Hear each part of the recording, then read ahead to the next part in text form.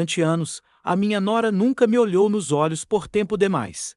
Havia algo naquele olhar, não era raiva, não era afeto, era algo frio, calculado, como o mármore da pia da cozinha que ela mandou trocar sem me perguntar. Eu me lembro do dia em que cheguei em casa, depois de uma consulta no postinho, e encontrei dois homens com macaco e talhadeira quebrando a pedra cinza que eu mesma havia escolhido na loja da avenida em 1987. Quando o Osvaldo ainda tinha o cabelo preto, e eu ainda acreditava que as coisas boas duram para sempre. Ficou um buraco na parede por 3 dias. Ela cobriu com um pano de prato, enquanto esperava o mármore novo chegar. Branco, liso, sem história. Naquele domingo, o sol entrava pelo corredor da minha própria casa de um jeito que me lembrava dos tempos em que era eu quem comandava cada canto daquele lugar. Era quase meio-dia.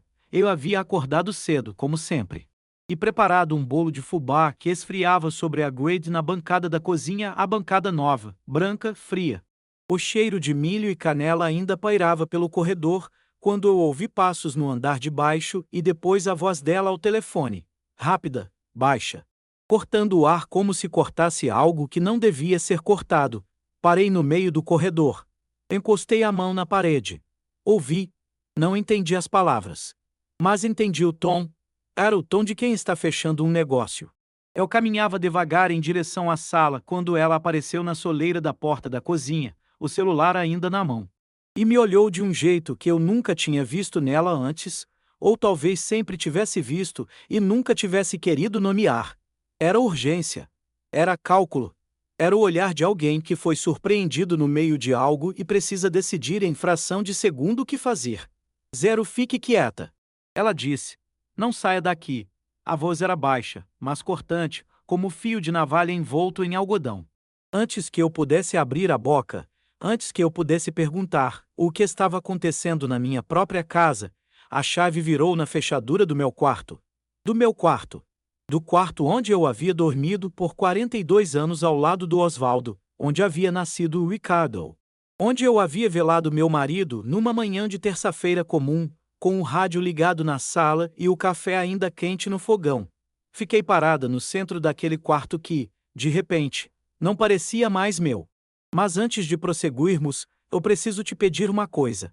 Se você já passou por uma situação em que alguém da sua família abusou da sua confiança, alguém que deveria te proteger e escolheu te trair, escreve nos comentários. Não precisa contar tudo. Só escreve. Eu entendo. Conceição, porque essa história é sobre muito mais do que dinheiro ou herança. É sobre o preço do silêncio.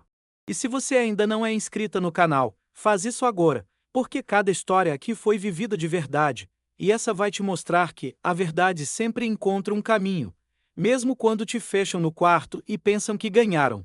O Osvaldo Mendonça da Silva nasceu em Pirapora, filho de tropeiro, neto de lavrador, e chegou a São Paulo com 18 anos, uma mala de couro e a convicção de que o trabalho honesto era a única herança que valia alguma coisa.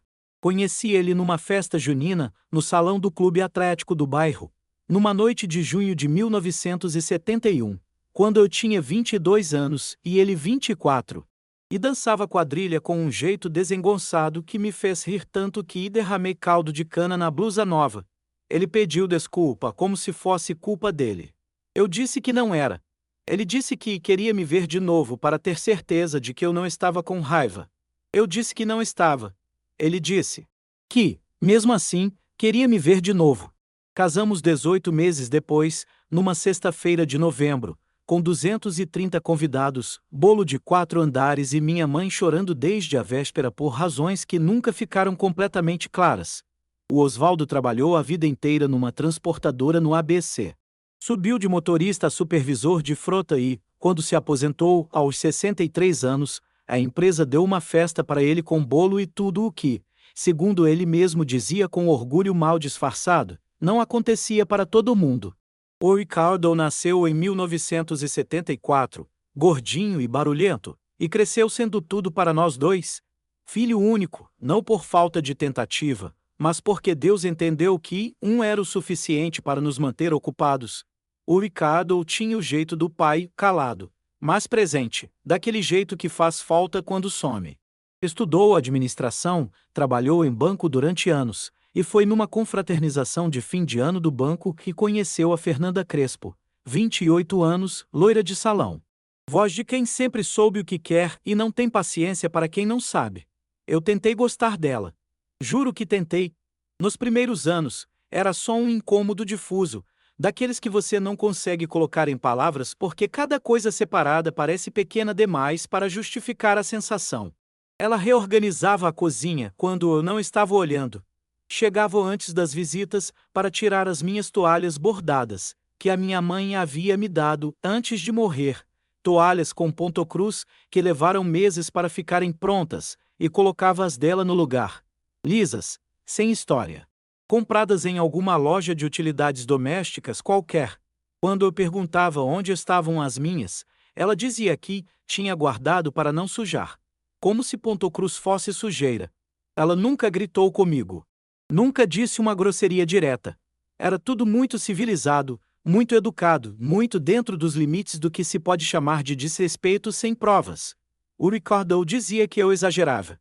Eu olhava para ele e reconhecia naqueles olhos o mesmo menino que, quando criança, ficava do lado de fora da briga dos outros e dizia que não tinha visto nada. Eu calava. Eu sempre calei. O Osvaldo ficou do meu lado até onde pôde. Ele enxergava a Fernanda com uma clareza que eu só entenderia muito depois. Certa noite, já perto do fim, quando ele mal conseguia sentar sem ajuda e a morfina às vezes o deixava com um brilho estranho nos olhos, ele me chamou e ficou me olhando por um tempo sem falar. Depois disse: Conceição, você sabe onde está a caixinha de madeira? Não sabe. Eu disse que sabia. Ele disse: Só você abre isso depois de mim. Mais ninguém. Só você. Apertou minha mão. Eu senti os ossos dele sob a pele fina, senti o peso daquele gesto, e prometi. Não entendi o peso daquela promessa até muito depois.